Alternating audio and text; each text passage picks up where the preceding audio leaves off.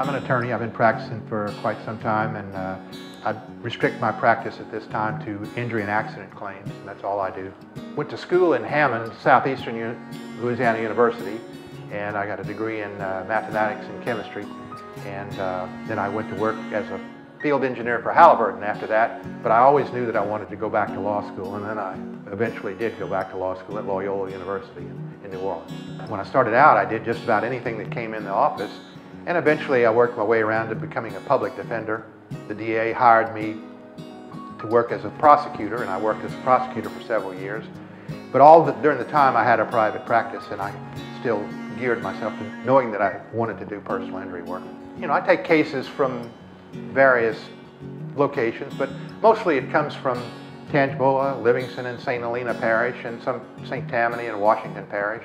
When a claim first comes in, usually there is an accident report. You need that accident report, and you need any documentation that the people have. Any attorney that handles personal injury claims is not going to charge them anything to just have them come in and consult with them. Under Louisiana law, if you're riding in a vehicle and you don't have insurance, you lose your rights to your first $15,000 in personal injuries and your first $15,000 in property damage claims to your own vehicle. So it behooves you never to let that policy lapse, and make sure you always have coverage. What usually happens is if there's a question about who is at fault, then the people on the other side, the defendants, are going to say, well, you know, we're not going to pay for the property damage at this time because we don't know who's at fault. That's when you have to consult with your own company, who will help you pay for it, and if it is the other fellow's fault, they will get that money back. If the accident's not your fault, then your rates should not go up, even if you have to use your own insurance. He needs to gather up as much information as he can about the accident, which usually consists of the accident report, and if he checked into the hospital, I need to know the dates that he checked in, and I need to see any correspondence. I will need claim numbers. I will need just anything that they have that tells me who to talk to, because it's a maze and you have to work through it for the client. They always tell me, well, I have full coverage. That term doesn't really mean anything. It just means that you won't get a ticket for riding on the roads of Louisiana for not having insurance. There are two things on there that can help you. One is called MedPay, and the other is called uninsured motorist coverage. That's in addition to the normal things that you carry, like liability coverage. MedPay is a no-fault portion of your policy, which anybody in your car that's hurt can avail themselves of the MedPay, and it's usually in increments of $1,000, $5,000, or $10,000 on your policy. You can use that to pay for immediate emergency medical bills and run tests. It's very important if you don't have a good health insurance policy. It's not so important if you have good health insurance that will pay for your injuries and pay for your medical.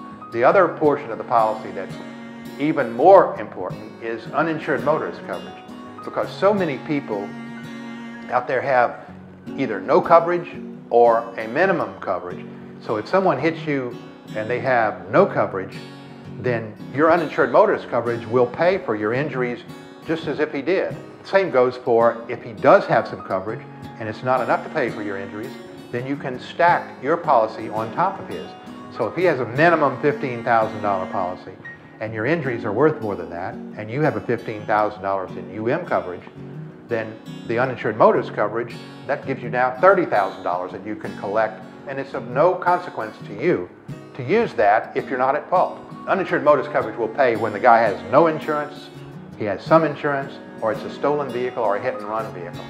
Even if you don't have a claim, if you want to come in and let me look at your policy, I'll tell you what I think you ought to have if you can afford it. Sure, that I would like for you to buy the maximum amount of insurance, but not everybody can afford $250,000, $300,000 in insurance because it'll break you. But at least if you have the right coverages, you won't get stuck in an accident. Now, the other question that a lot of people will ask me when they come in is, well, how much is my claim worth? I like to think I'm a good lawyer, but I'm only as good as the medical records I get. So the most important thing that you can do for yourself is to go to your doctor and let him document your claim, and so you can see how much it's worth. The judges, in viewing how much a claim is worth, look at how long you were treated, how serious are the injuries. Every claim is different, and every claim stands on its own. I have a hard time billing people by the hour, so I like to do things like this that help people in the end. So when they leave my office, they're going to have something in their pocket, I hope.